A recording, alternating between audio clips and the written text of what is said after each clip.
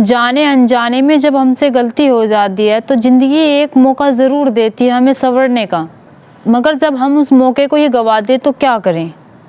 यहाँ पर इस घटना में कुछ ऐसा ही होता है। जो एक सरकारी टीचर होती है, वो सरकारी टीचर कुछ ऐसा करने जा रही थी, उसे उस चीज़ का पता तो लग गया था, थोड़ी सी भनक तो हो गई थी और उसके परिवार वालों को भी भनक हो गई थी, लेकिन वे इस चीज़ को इग्नोर कर देते हैं और फिर वो गलती ऐसी इतनी बड़ी सज़ा बन जाती है उस लड़की के लिए कि वो एक ऐसे दलदल में फंस जाती है जहाँ से वो निकलना मुमकिन ही नहीं, उसके लिए नामुमकिन हो जाता है। तो जानते हैं सरकारी टीचर के साथ क्या हुआ था, तो बने रहिए इस घटना के साथ। नमस्कार, आदाब, सत श्री अकाल, हर हर महादेव। मेरा नाम रूपा है और आज की ये घटना मध्य प्रदेश का एक शहर लगता है इंदौर। ये घटना यहीं की है, पर 16 जनवरी सन 2022 को छत्तीसगढ़ का एक इलाका लगता है बीघा घाट। लगभग सुबह के 6 बज रहे थे। इस टीचर का भाई जो होता है वो घूमने के लिए बाहर गया हुआ था और जब वो घूमने के लिए बाहर गया हुआ था तो उस पर कुछ गुंडे जो होते हैं उस पर हमला करते हैं और उस पर हमला ऐसे करते हैं कि उसका भाई जो होता है वो भागा हुआ अपने घर आता है और कहता है कि दरवाजे खिड़की बंद कर लीजिए, मुझ पर हमला हुआ है और वो मुझे मार देंगे। तभी आस पड़ोस के जो लोग होते हैं वे भी सतर्क हो जाते हैं। सतर्क हो जाने के बाद ये लोग जो होते हैं पुलिस को फ़ोन करते हैं। पुलिस जो होती है जब वहाँ पर पहुँचती है तो वहाँ पर से वे जो गुंडे होते हैं वे भाग जाते हैं, यानी कि उन्हें पुलिस की भनक लग जाती है कि पुलिस आ रही है, तो वे इस चीज़ को देखते हुए वहाँ से फरार हो जाते हैं। जब वे वहाँ से फरार हो जाते हैं तो उनके घर वालों से पूछा जाता है, जो सरकारी टीचर होती है उससे पूछा जाता है कि आखिर मामला क्या है और ये गुंडे तुम्हारे घर पर क्यों अटैक कर रहे हैं और तुम्हारे भाई पर क्यों अटैक कर रहे हैं। तो जब ये लड़की और जिसका भाई होता है, इसकी फैमिली होती है, पुलिस थाने जाते हैं। पुलिस थाने में जाकर अपनी एफआईआर दर्ज करवाते हैं। वहाँ पर बताते हैं कि जो किराए के गुंडे थे किसी और के नहीं बल्कि जो सरकारी टीचर है उसके पति के भेजे हुए गुंडे थे। जब पुलिस वाले इसकी बात सुनते हैं कि गुंडे उसके पति के भेजे हुए हैं तो वे पूछते हैं कि ऐसा क्या हुआ जो तुम्हारा पति तुम्हें मारने के लिए गुंडे भेज रहा है और कौन है तुम्हारा पति और क्या करता है, हमें उसका एड्रेस दीजिए। तब ये लड़की जो होती है सरकारी टीचर, इसका नाम जो होता है लता होता है। लता जो होती है एक ऐसी कहानी सुनाती है कि पुलिस वाले उस कहानी को सुनकर दंग रह जाते हैं और उनके रोंगटे खड़े हो जाते हैं। तो सोचिए इस लड़की के साथ क्या हुआ होगा। लता जो होती है एक ऐसी कहानी सुनाती है जिसे सुनकर आप भी हैरान हो जाएंगे और सोचने पर मजबूर हो जाएंगे कि आखिरकार एक लड़की के साथ ऐसा कैसे हो सकता है और वो लड़की इतने सही से कैसे रह सकती है। ये घटना जो शुरू होती है सन 2019 से शुरू होती है। ये लड़की होती है सरकारी टीचर जिसका नाम लता होता है। ये लड़की जो होती है अपने लिए रिश्ता देख रही होती है। इसके माँ बाप भी जो होते हैं वे भी रिश्ता देख रहे होते हैं।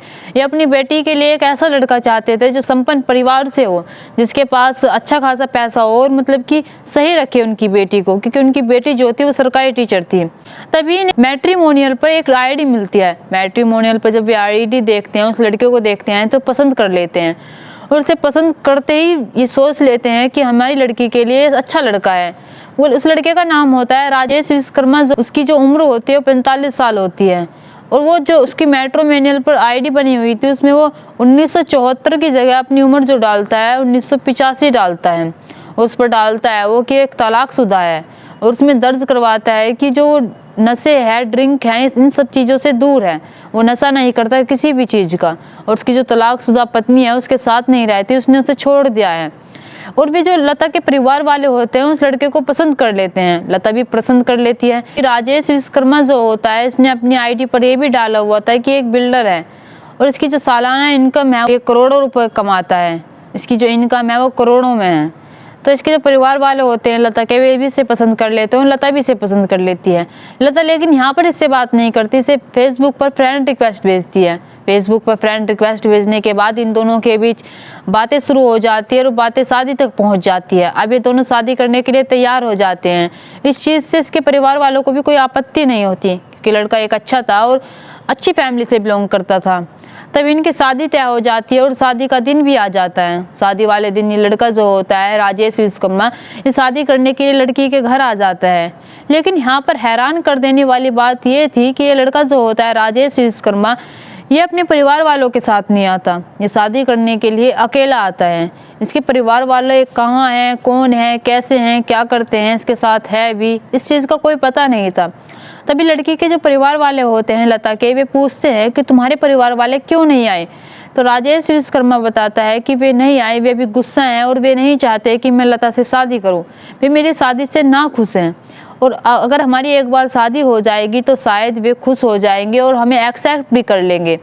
तो लड़की के परिवार वाले और लड़की को इस चीज़ का भनक तो लगी थी थोड़ी सी कि उसके परिवार वाले उसके साथ क्यों नहीं आए। उन्हें इस चीज़ का थोड़ा सा तो लगा था कि कुछ गड़बड़ हो सकती है, लेकिन वे इस चीज़ को इग्नोर कर देते हैं। वे एक गलती करने जा रहे थे, वे इस गलती को यहाँ पर सुधार सकते थे, लेकिन उन्होंने ऐसा नहीं किया। तो राजेश विश्वकर्मा जो होता है इन्हें ऐसी ऐसी कहानी सुना देता है, तो ये जो होते हैं इस पर यकीन कर लेते हैं। इन दोनों की शादी हो जाती है। शादी हो जाने के बाद ये 2 दिन रायगढ़ में होते हैं। 2 दिन रायगढ़ में रहने के बाद ये अपनी सुहागरात मनाते हैं और फिर ये इंदौर का एक होटल होता है, वहाँ पर रहने लगते हैं। वहाँ पर ये 15 दिन रहते हैं। अब वहाँ पर ये इतने अच्छे तरीके से रहते हैं, लता जो होती है सोचती है कि मुझे राजेश जैसा और कहीं मिल भी नहीं सकता था। राजेश इसे इतना खुश रखता है और उसकी हर बात मानता है और इसे बहुत प्यार करता है। तभी लता जो होती है ये राजेश विश्वकर्मा से कहती है कि मैं तुम्हारे परिवार वालों से मिलना चाहती हूँ। अब तो हमें बहुत दिन हो गए, मैं उनसे बात करना चाहती हूँ, मैं उन्हें एक बार देखना चाहती हूँ। चले अब हम अपने घर चलते हैं, वहाँ पर जाकर बात करेंगे और उनसे कहेंगे कि आप हमें एक्सेप्ट कर लीजिए और मैं बात करूंगी, शायद मेरा चेहरा देखकर वे आपको एक्सेप्ट कर ले और मुझे भी एक्सेप्ट कर ले। तो राजेश विश्वकर्मा जो होता है ये कहता है कि नहीं, अभी वक्त नहीं है और अभी ये सही मौका नहीं है, हम कुछ दिन बाद चलेंगे अपने घर। वो कहता है कि इससे पहले तुम्हें मेरे फार्म हाउस पर चलना चाहिए। ये लड़की जो होती है लता ये कहती है कि तुम्हारा फार्म हाउस कहाँ है। तो जो राजेश विश्वकर्मा जो होता है इसे अपने फार्म हाउस पर ले जाता है। इसका फार्म हाउस जो होता है मध्य प्रदेश का एक थाना लगता है सिपरा और यहीं का एक इलाका लगता है मंगलिया, यहीं पर इसका फार्म हाउस होता है। यहीं पर इसे ले जाता है और जब ये लता फार्म हाउस जाती है तो फार्म हाउस को देखती है, तो फार्म हाउस का नज़ारा देखती है तो इसके होश उड़ जाते हैं और सोचने लगती है कि फार्म हाउस कितना अच्छा है। वहाँ पर हर एक चीज़ थी, वहाँ पर हर एक सुविधा थी, वहाँ पर बहुत बहुत अच्छी चीज़ें थी, यानी कि हर एक चीज़ जो थी लग्जरी थी। वहाँ पर गाड़ियाँ भी जो खड़ी हुई थी वे भी ओडी बड़ी बड़ी गाड़ियाँ खड़ी हुई थी। वहाँ पर एक नौकर भी होता है, वो नौकर जो होता है जो चीज़ मंगाया करती थी उसे ला कर दिया करता था। इसका पति जो होता है इसे यहाँ पर भी बहुत खुश रखता है। और ऐसे ही 4-5 दिन यहाँ पर बीत जाते हैं। जब 4-5 दिन बीत जाते हैं तो इनके रूम में एक टीवी लगा होता है, यानी कि एक LCD लगी होती है जो बहुत बड़ी होती है। उस LCD में ना ही तो कोई मूवी चल रही होती है, ना ही कोई वेब सीरीज चल रही होती है। उस LCD में चल रही होती हैं तो गंदी फिल्में चल रही होती हैं, न्यूड फिल्में चल रही होती हैं। जब उसकी पत्नी ये चीज़ देखती है तो उसकी पत्नी अपने पति से कहती है कि ये सब क्या है। तो उसका पति जो होता है वो कहता है राजेश कि मैं तुम्हारे साथ ऐसा ही करना चाहता हूँ जैसा इस मूवी में हो रहा है, यानी कि जैसा इन गंदी वीडियो में दिखाया जा रहा है, मैं तुम्हारे साथ ऐसा ही करना चाहता हूँ। तो इस चीज़ का पहले लता विरोध करती है, लेकिन जब वो अपने पति के आगे झुक जाती है, वो उसके साथ ऐसे ही संबंध बनाती है जैसे उस गंदी फिल्मों में हो रहे थे। 15-20 दिन बीत जाते हैं। जब 15-20 दिन बीत जाते हैं तो ये इसके फार्म हाउस पर राजेश के इसका दोस्त आता है। जब इसका दोस्त आता है तो राजेश विश्वकर्मा और जो इसकी पत्नी होती है लता इसकी पूरी खातिरदारी करते हैं।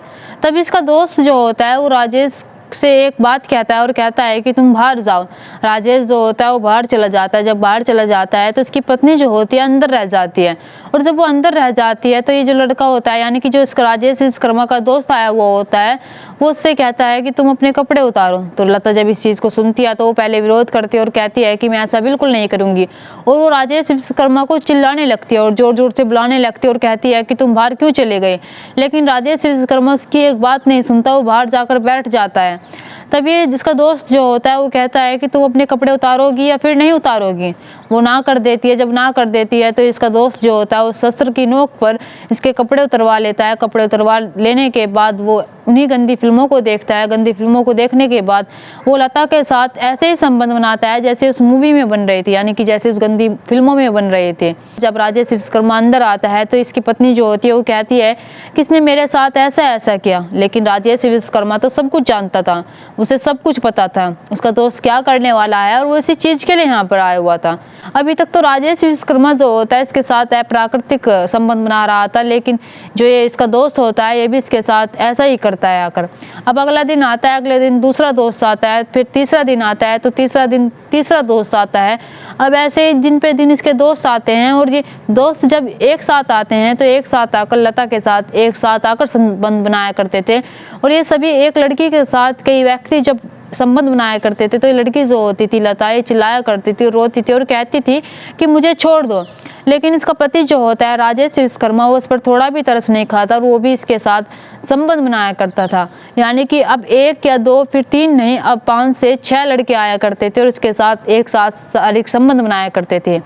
और जब संबंध बनाया करते थे तो गंदी फिल्मों को अपने स्क्रीन पर चला लिया करते थे और उन्हें देखकर उसके साथ शारीरिक संबंध बनाया करते थे। अब ऐसे ही समय बीतता चला जाता है और ये लता को ऐसे टॉर्चर करते हैं कि उसके जो सिगरेट पीते थे, सिगरेट से उसके हाथ जला दिया करते थे, उसका चेहरा जला दिया करते थे, यहाँ तक कि उसका प्राइवेट पार्ट भी जला दिया करते थे। यहाँ पर लता के साथ इतनी क्रूरता होती है और उसे जाने भी नहीं दिया जाता। और वो अगर कहती कि मेरे माँ बाप से बात करवा दो तो माँ बाप से बात करवाते वक्त उसे शस्त्र की नोक पर रख लिया जाता था और कहा जाता था अगर तुमने बताया कि तुम्हारे साथ यहाँ पर ये सब कुछ हो रहा है तो तुम देख लेना, तुम्हारी जान तो जाएगी, साथ में तुम्हारे परिवार वालों की भी जान जाएगी। तो लता जो होती थी वो अपने घर वालों का हालचाल ले लिया करती थी, लेकिन इधर से वो अपना हालचाल ऐसा नहीं दिया करती थी जैसा उसके साथ हो रहा है। वो बस इतना ही बताया करती थी कि मैं सही हूँ और मुझे राजेश विश्वकर्मा बहुत अच्छे से रख रहा है। मगर उसके साथ यहाँ पर क्या हो रहा है इस चीज़ से उसके घर वाले अनजान होते हैं। अब ये राजेश विश्वकर्मा जो होता है जब बाहर जाया करता था तो इसे जिसके फार्म हाउस पर नौकर होता है उसे कहा करता था कि इसके पास में एक भी कपड़ा मत रखना, ना इसे कपड़े देना, क्योंकि लता होती थी पूरे फार्म हाउस में अकेली यूं ही रहा करती थी और ना ही इस पे तन पर एक भी कपड़ा होता था। कपड़े होते भी थे तो सिर्फ इतने होते थे कि इसके प्राइवेट पार्ट ढक सके और इसके अलावा इसके शरीर पर कोई कपड़े नहीं होते थे। और ये पूरे फार्म हाउस में ऐसे ही घूमती थी। वहाँ पर इनका नौकर भी होता था, वो भी इस चीज़ को देखता था कि फार्म हाउस पर हर जगह सीसीटीवी कैमरे लगे हुए थे, ऑनलाइन लगे हुए थे। यानी कि जो बाहर जाया करता था तो फ़ोन में देख लिया करता था कि इसकी जो पत्नी है लता वो क्या कर रही है और कहाँ जा रही है और वो क्या चीज़ कर रही है। अब लता जो होती है यहाँ पर मजबूर हो जाती है और ना ही वो बाहर जा सकती थी, और अगर बाहर जाती भी तो कैसे जाती, उसके शरीर पर तन पर कपड़े नहीं होते हैं जिससे वो बाहर भी जा सकती थी और ना ही बाहर जाने का उसे मौका मिलता है। अब ये इसके दोस्त जो होते हैं वे 5-6 आया करते थे, लेकिन 5-6 से इसके दोस्तों की जो गिनती होती है वो 10 से 15, 15 से 20 हो जाती है। और 15 से 20 हो जाने के बाद ये लता के साथ इतनी क्रूरता से संबंध बनाया करते थे, इतनी क्रूरता से उसे चोटें पहुंचाया करते थे कि लता जो होती है वो भीख मांगने लगती है और कहती है कि मुझे जाने दो। लेकिन इसका पति जो होता है वो इसे जाने नहीं देता और जो उसके दोस्त आते थे उनके साथ इतनी क्रूरता करवाता था लता के साथ कि आप सोच भी नहीं सकते कि एक लड़की के साथ इतना सब हो रहा था और वो सहन कर रही थी और उसके घर वालों को भनक नहीं थी कि उसके साथ इतना सब हो रहा है।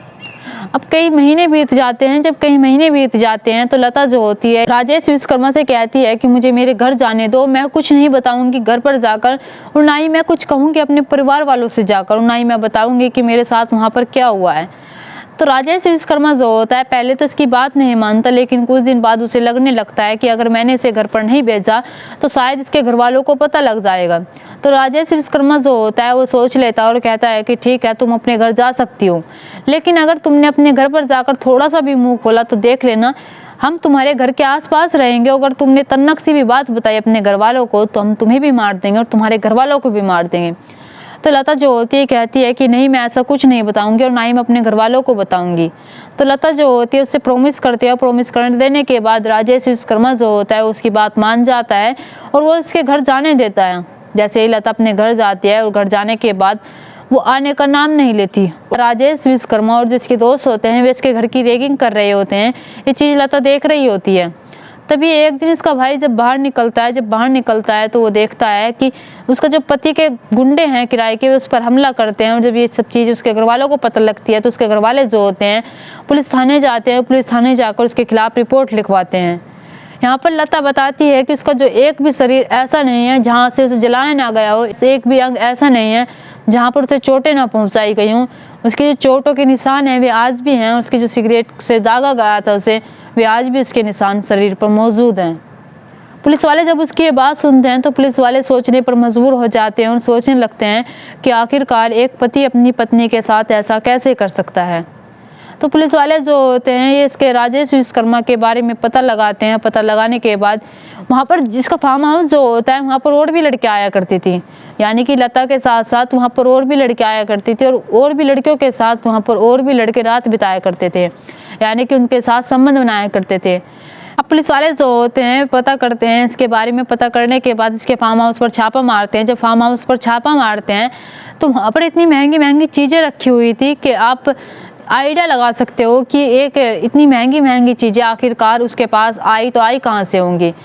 वहाँ पर ऐसी ऐसी चीज़ें भी मिलती हैं जो आपत्तिजनक होती हैं। इसका जो फार्म हाउस होता है उस पर बुलडोजर चलवा दिया जाता है। जब बुलडोजर चलवा दिया जाता है तो यहाँ पर एक हैरान कर देने वाली बात ये भी थी कि इसकी पत्नी जो होती है राजेश विश्वकर्मा की, वो आ जाती है और वो कहती है कि आप हमारे फार्म हाउस को क्यों तोड़ रहे हैं। और वो बताती है कि उसके राजेश विश्वकर्मा से उसका तलाक नहीं हुआ था, उसकी पत्नी है और उसके 3 बच्चे भी हैं। जब उसका तलाक नहीं हुआ था तो आज से पहले उसने फार्म हाउस पर आकर क्यों नहीं देखा था कि उसके फार्म हाउस पर ये सब क्या हो रहा है। और उसके फार्म हाउस पर और भी लड़कियां आती है और उसे लता को वहाँ पर इतने दिन से टॉर्चर किया जा रहा था। उसकी पत्नी अचानक से ऐसे कैसे आ सकती है। और जब आई थी तो वो अपने पति के बचाव पक्ष में आई थी और वो अपने फार्म हाउस को बचाने की कोशिश कर रही थी और कह रही थी उसके 3 बच्चे हैं, 3 बच्चों का क्या होगा। अब यहाँ पर पुलिस वाले जो होते हैं उसकी एक नहीं सुनते और उसको बुलडोजर चलवा देते हैं और उसका जो फार्म हाउस होता है उसे चूरा चूरा करवा देते हैं। और वे इस चीज़ को भी देखते हैं कि इसकी प्रॉपर्टी जो है वो कितनी है और कितनी प्रॉपर्टी इसकी अवैध है और कितनी प्रॉपर्टी इसकी अपनी है। यहाँ पर लता जो होती है उसके साथ इतना सब कुछ हो जाता है। उसके घर वाले जो होते हैं उस चीज़ से अनजान होते हैं। जब उन्हें इस चीज़ का पता चलता है तो उनके भी रोंगटे खड़े हो जाते हैं, पुलिस वाले के भी रोंगटे खड़े हो जाते हैं जब इस कहानी को सुनते हैं। यहाँ पर लता जो होती है वो पैसों के लालच में आकर ये जो राजेश विश्वकर्मा होता है इसके साथ शादी कर लेती है। दोस्तों, इस घटना को सुनाने का मकसद मेरा आपका दिल दुखाना नहीं था, आपको परेशान करना नहीं था, आपको घटना के बारे में बताना था और आपको जागरूक करना था। आप अपने परिवार के साथ खुश रहिए। नमस्कार।